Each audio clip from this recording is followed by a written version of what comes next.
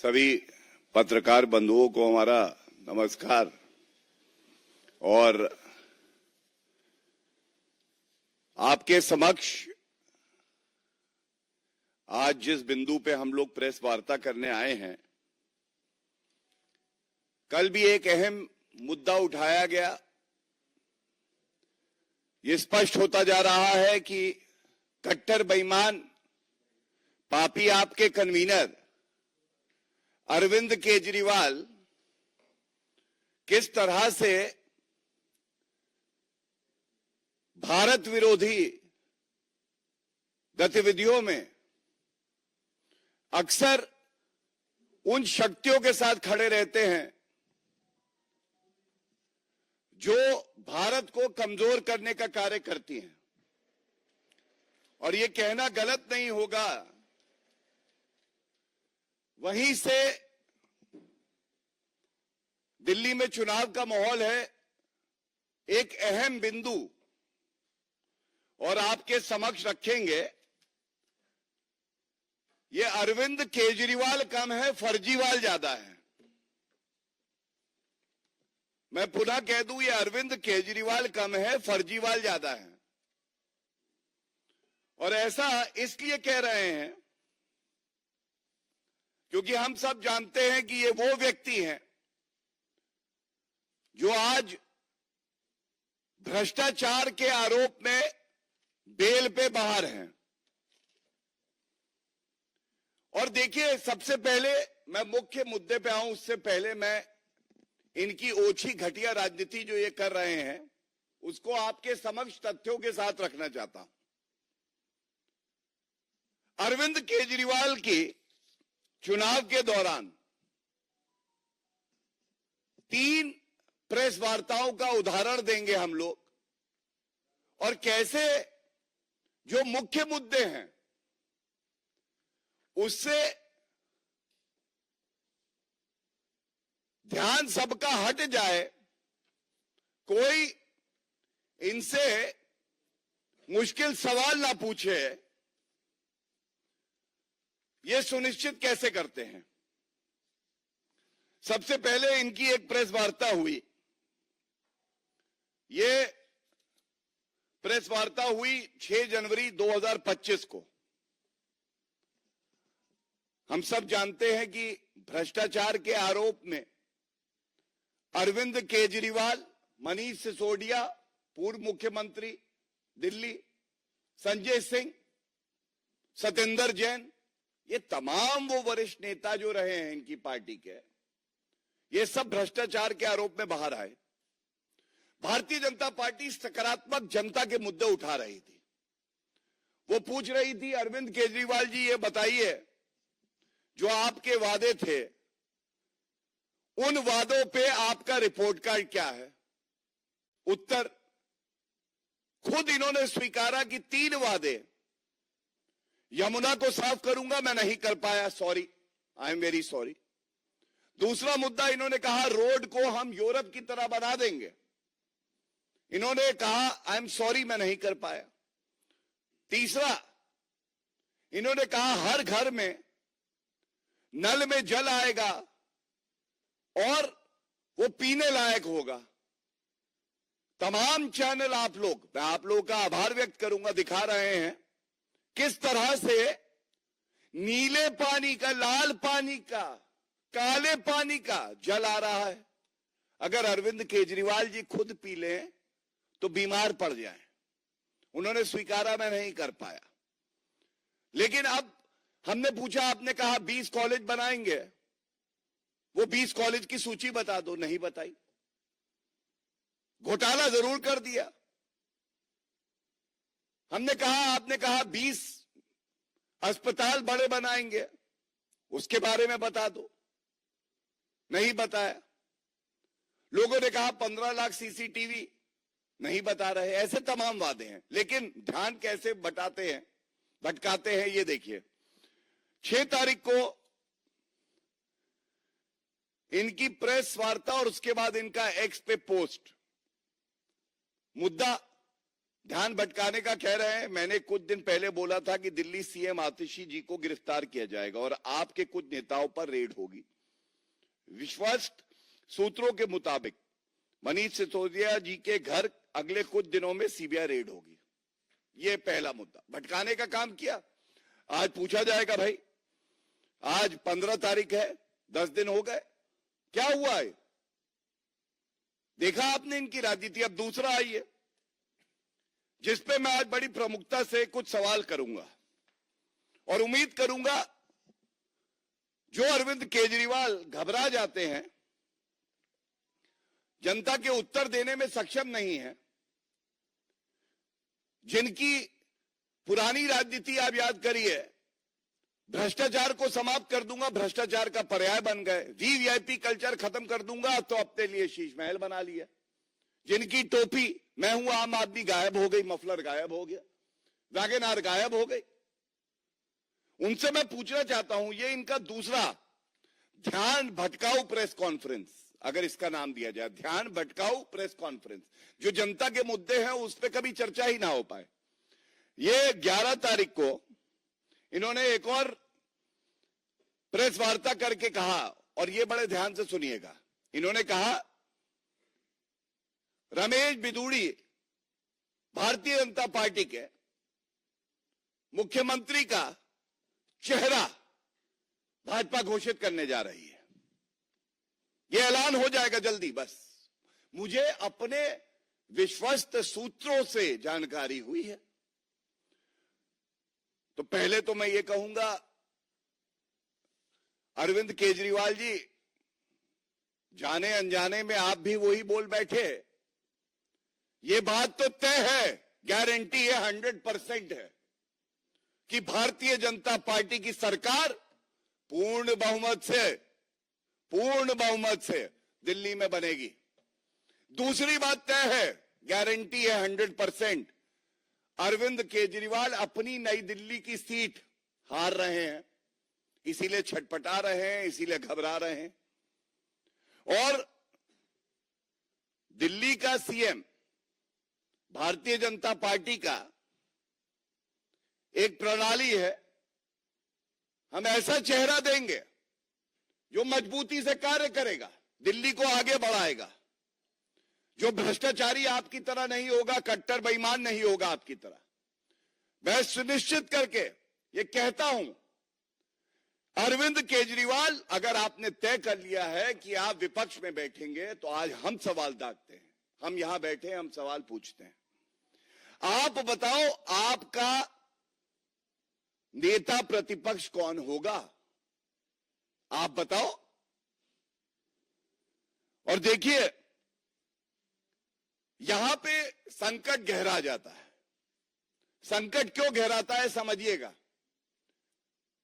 हम सब जानते हैं, अरविंद केजरीवाल कुर्सी पे फेविकोल डाल के बैठ गए थे।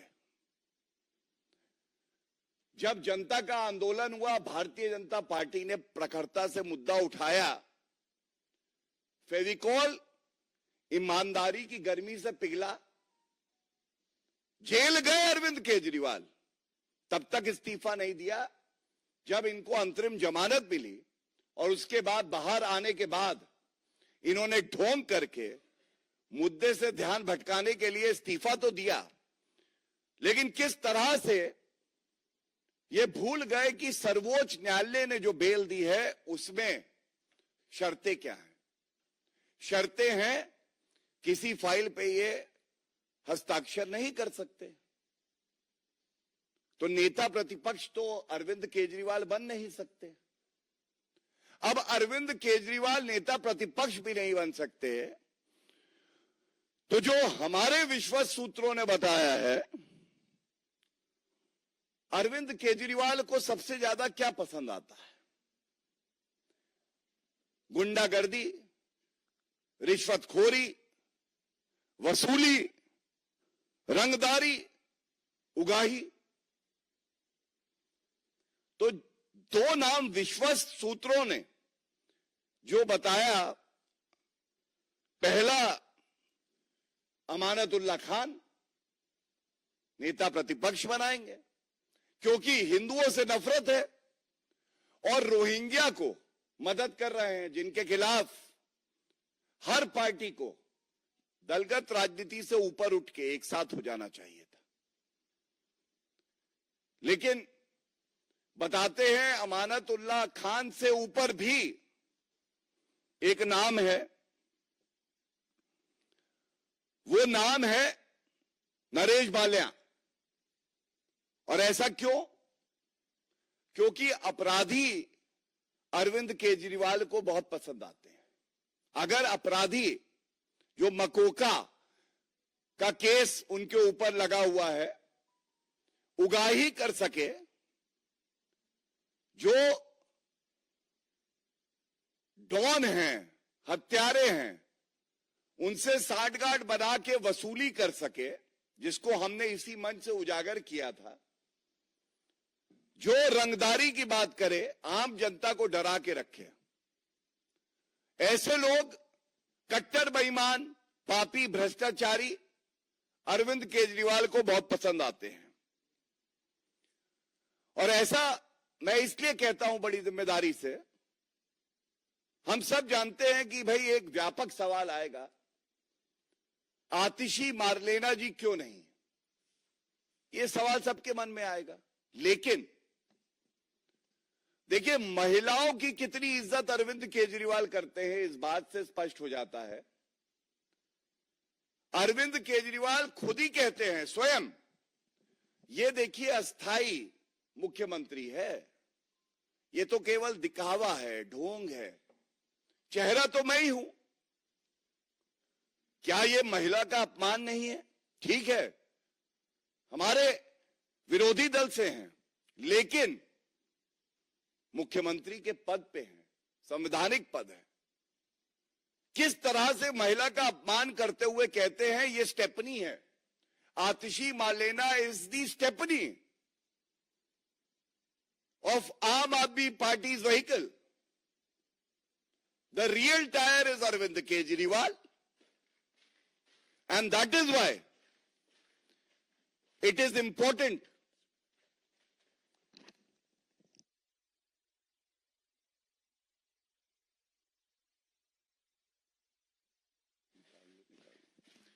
इसलिए ये आवश्यक है कि हम बताएं किस तरह से, चाहे स्वाति मालीवाल हो, जिनको मुख्यमंत्री आवास पे पिटवाया गया, और चाहे आतिशी मारलेना जी हो, उनका अपमान किया गया।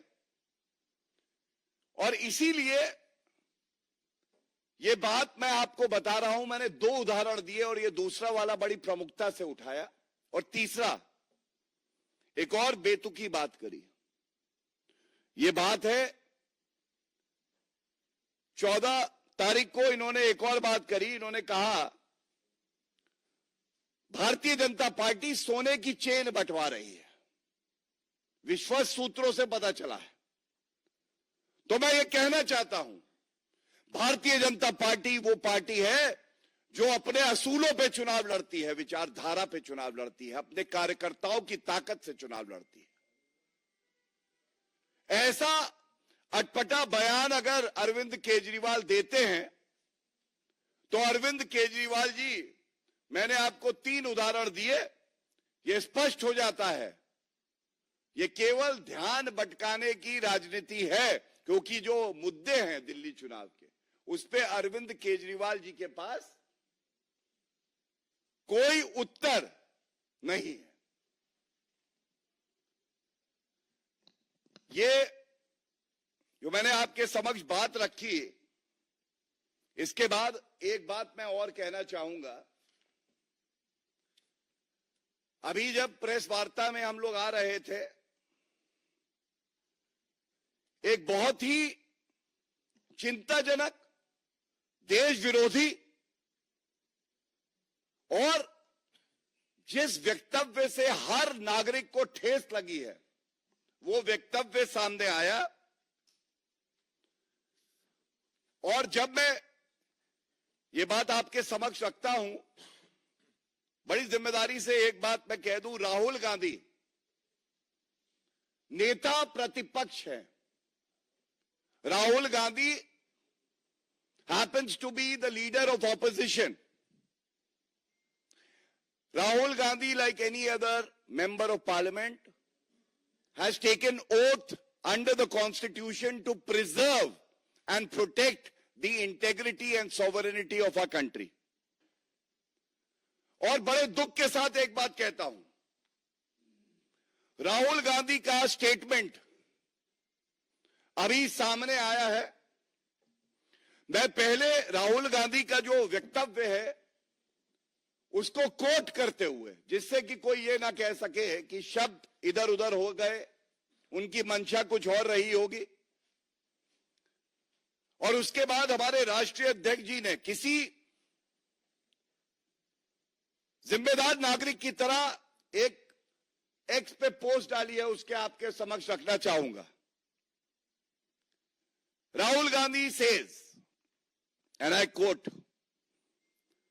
"We are now fighting not just the BJP, the RSS, but the Indian state itself."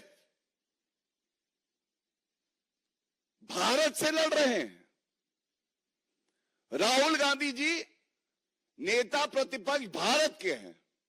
संविधान जिसकी शपथ ली है वो भारत का है, और नेता प्रतिपक्ष भारत का कहता है कि हम भारत स्टेट से लड़ रहे हैं।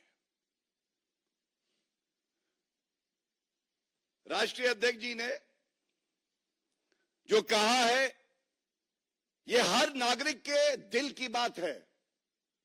And I am quoting now, "Hidden no more.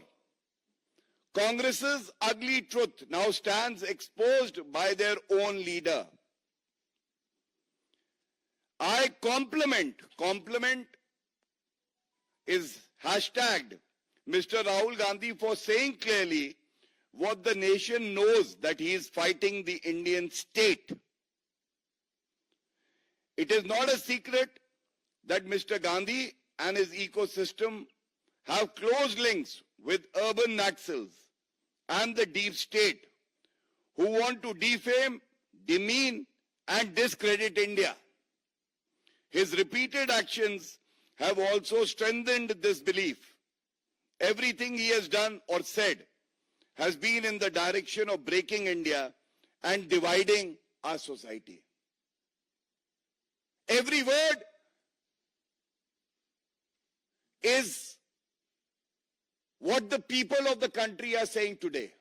It is resonating with the feeling of the nation. Nation that is aggrieved, that is hurt, that feels let down by an irresponsible leader of opposition in Rahul Gandhi. And I can very responsibly say, India, Bharat, deserves a more responsible, a more faithful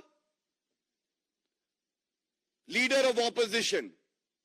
And truly, it is our misfortune that we have a part-time and irresponsible, immature leader of opposition in Rahul Gandhi, who also happens to be guided by forces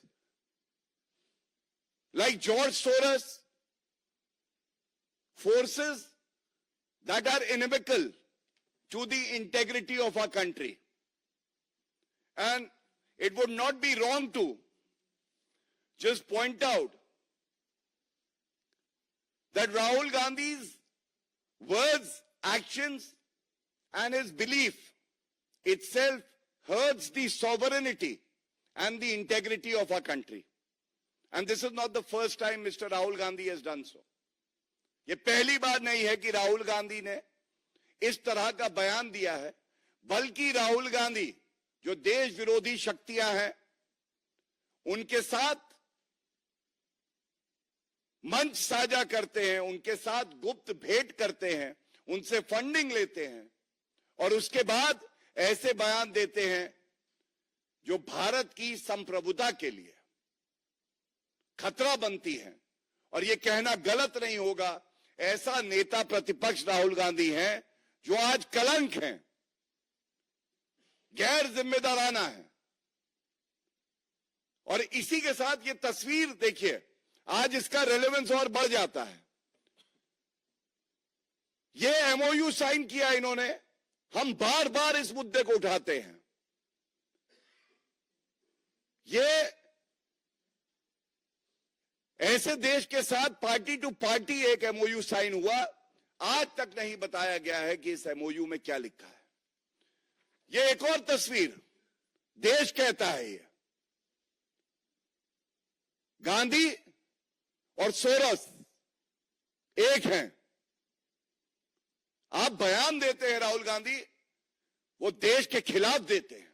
और इसीलिए हमारे राष्ट्रीय अध्यक्ष जी ने जो बात कही है, मैं समझता हूं कि वो हर नागरिक के जो मन की बात है उसको दर्शाती है। ये सवाल पूछा जाएगा कि आप इस तरह के वक्तव्य क्यों देते हैं, क्यों आप कहते हैं the fight is against the Indian state itself. ये बहुत ही चिंताजनक बात है। बहुत बहुत धन्यवाद।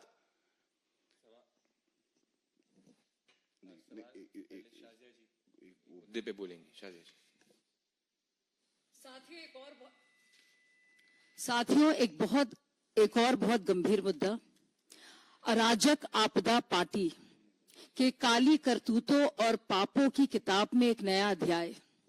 जब स्वाति मालीवाल के साथ बदतमीजी हुई थी, बदतहजीबी हुई थी, कई लोग, आप लोग आश्चर्यचकित थे, पर मैं नहीं थी, क्योंकि मुझे मालूम है ये पार्टी कितना निरादर और अपमान करती आई है महिलाओं का। आपने देखा नरेला के शरद चौहान ने क्या किया सोनी के मामले में, और किस तरह से उस सोनी को खुदकुशी करनी पड़ी। लेकिन साथियों, एक नई सूचना है और आपके सामने मैं रख रही हूं।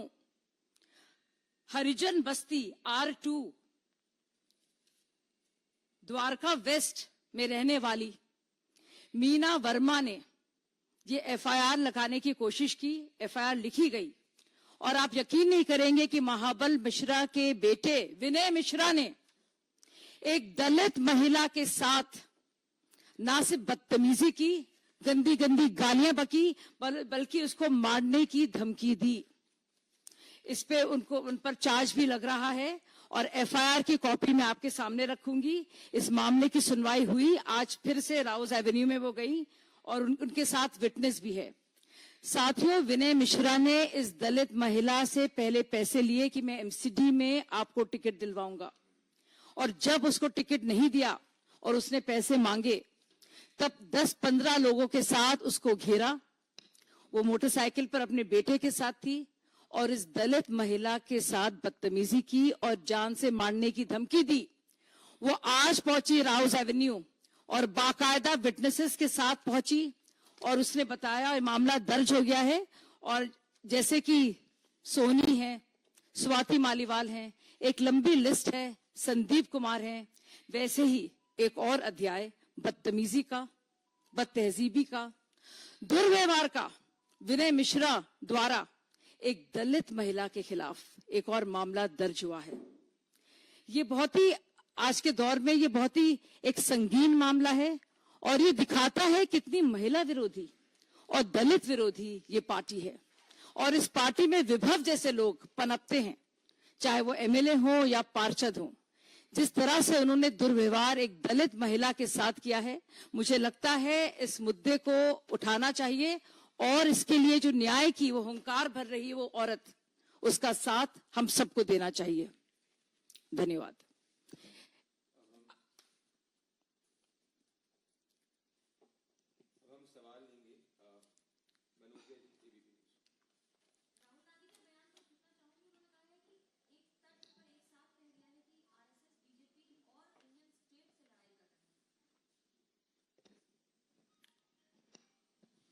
थैंक यू मनोज्ञा जी। देखिए, RSS, BJP, भारत की जनता और चौथा स्तंभ मीडिया आज एक मकसद से एक साथ खड़े हैं, एक दूसरे के पर्याय हैं। लेकिन भारत स्टेट से लड़ाई किसकी है? राहुल गांधी, क्या ये सोच कांग्रेस पार्टी की भी है? क्या ये सोच खड़गे जी की भी है? क्या ये सोच सोनिया गांधी जी की भी है? ये पूछना चाहती है भारत की जनता।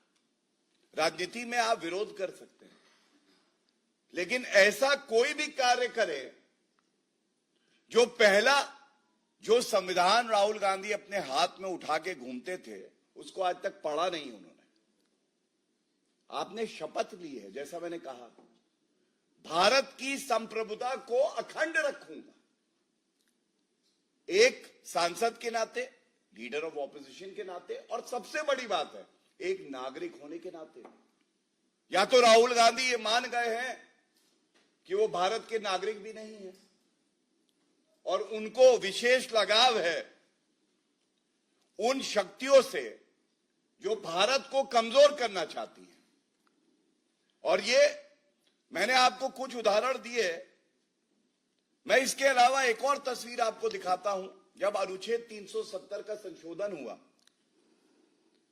यूनाइटेड नेशन सिक्योरिटी काउंसिल में जो देश हमसे शत्रुता का भाव रखते हैं, उन्होंने एक रेजोल्यूशन मूव किया। उस डोजियर पे किसका वक्तव्य था? उस डोजियर पे राहुल गांधी का वक्तव्य था। आप सोचिए, ये हमें शर्मसार कर देता है कि हमारा नेता और उसका वक्तव्य एक शत्रु देश इस्तेमाल करता है भारत को कमजोर करने के लिए। और ये बांटने की जो उनकी सोच रही है, ये बहुत पुरानी है। एक ट्वीट उनका और है, भारत को वो खंडित करना चाहते हैं। वो हमेशा कहते हैं India that is Bharat is the union of states, the idea of one nation one election is an attack on the union and all it's states. मतलब उनको आज तक ये नहीं समझ में आया कि जो भारत की संप्रभुता है, the sovereignty of India is what keeps everyone together, every citizen, irrespective of the region that the person hails from. And there is no vestige of sovereignty outside Bharat, outside India, outside the constitution. And that is why I would, in one line, summarize. It seems George Soros has instructed Rahul Gandhi, and that is why he is hell-bent on destroying the idea, the spirit, and the sovereignty of our country, India and Bharat.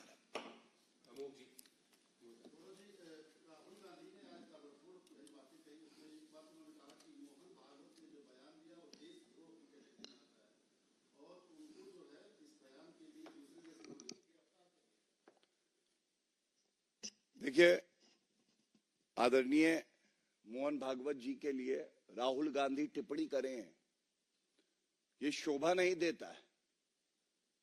और राहुल गांधी जी को संविधान और कानून पढ़ना चाहिए। भारतीय न्याय संहिता 2023 में आई, लेकिन ऐसा लगता है कि राहुल गांधी ने ये नहीं पढ़ा है कि उसमें सेक्शन 152 है।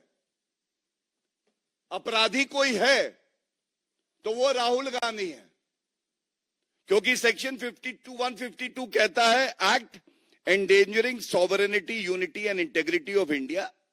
और आप पढ़ लीजिएगा कोई शब्दों से, अपने वाक्य से अगर इस तरह के बयान देता है तो उसने cognizable offence, punishable with 7 years of imprisonment, इतना गंभीर अपराध है, वो राहुल गांधी ने किया है। इसलिए कृपया करके आत्मचिंतन करिए, अपने अंदर झांकिए, और आपको दिखाई देगा कैसे जॉर्ज सोरस बैठे आपको वहां से गाइड कर रहे हैं भारत के खिलाफ कार्य करने के लिए।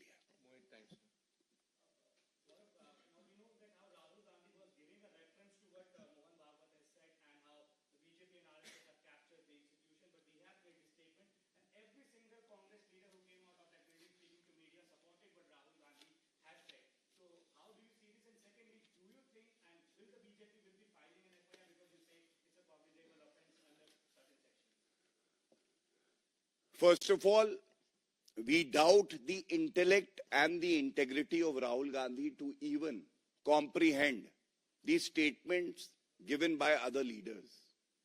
Having said that, there can never be a justification for what Mr. Rahul Gandhi has said. किसी भी तरह से जो राहुल गांधी ने कहा उसको सही नहीं बताया जा सकता, बिकॉज मैं फिर से कोट कर दूं, we are now fighting not just the BJP and RSS but the Indian state itself. और अगर आप ये कहते हैं कि जब तमाम कांग्रेसी नेताओं से पूछा गया कि राहुल गांधी ने ऐसा बयान दिया है तो उन्होंने समर्थन किया, तो ये और बड़ी चिंता का सबब है. ये और बड़ी चिंता है हमारे लिए कि क्या आज पूरी कांग्रेस पार्टी में चाटुकारितों की भीड़ है.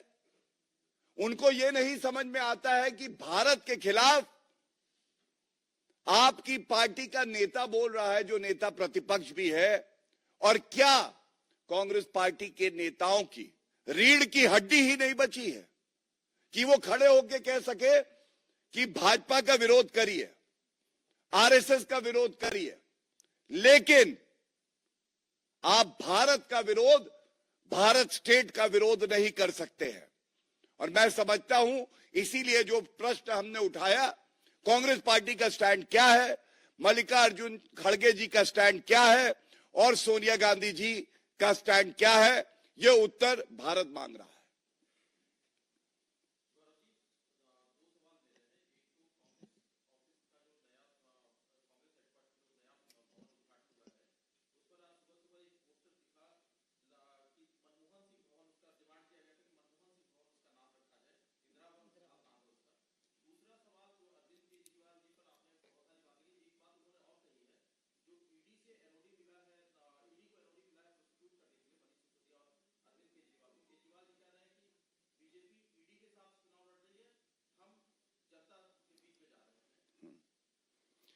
देखिए, सबसे पहले मैं इतना बता दूं कि श्रद्धेय मनमोहन सिंह जी भारत के प्रधानमंत्री रहे. ठीक है, वो दूसरे दल से थे, लेकिन भारतीय जनता पार्टी, हमारे तमाम कार्यकर्ता और देशवासी उनका बहुत सम्मान करते हैं. लेकिन जब कांग्रेस पार्टी की बात आती है, कांग्रेस पार्टी अपने नकली गांधी परिवार के मोह से बाहर नहीं निकल पाती, और इसीलिए शायद कांग्रेस पार्टी का यह हश्र हुआ है कि आज जो कांग्रेस पार्टी कह रही थी कि मनमोहन सिंह जी के सम्मान में यह होना चाहिए, मनमोहन सिंह जी के सम्मान में यह होना चाहिए, जब उन्हें सम्मान देने की बारी आई, और वो तो कांग्रेस पार्टी का अभिन्न अंग रहे हैं, तो उनको सम्मान नहीं दे पाई, और घूम फिर के वो गांधी परिवार के सदस्य के नाम पे ही अपने पार्टी कार्यालय का नामकरण करते हैं. ये क्या दर्शाता है? ये दर्शाता है, चाहे मनमोहन सिंह जी हो, चाहे सीताराम केसरी जी हो, चाहे पीवी नरसिम्हा राव जी हो, अगर आप नकली गांधी परिवार के सदस्य नहीं हैं, तो कांग्रेस पार्टी में आपकी कोई ना वक़्त है ना इज्जत है. और दूसरा सवाल जो आपका आया था, अरविंद केजरीवाल जी कह रहे हैं. देखिए, अरविंद केजरीवाल जी आज भ्रष्टाचार का पर्याय है. मैंने आपको उदाहरण दिए किस तरह से प्रेस वार्ता करते हैं ध्यान भटकाने के लिए, लेकिन दो बातें जो अरविंद केजरीवाल ने स्वयं कही, मैं उसको यहां पे उजागर करना चाहूंगा. अरविंद केजरीवाल जी ने 2020 में कहा कि अगर मैं हर घर में नल में जल ना दे पाऊं साफ पीने लायक, तो मेरे लिए वोट मत करना. तो आज जनता कह रही है इसीलिए हम आपके लिए वोट नहीं करेंगे. और जो कहते थे 2024 के लोकसभा चुनाव में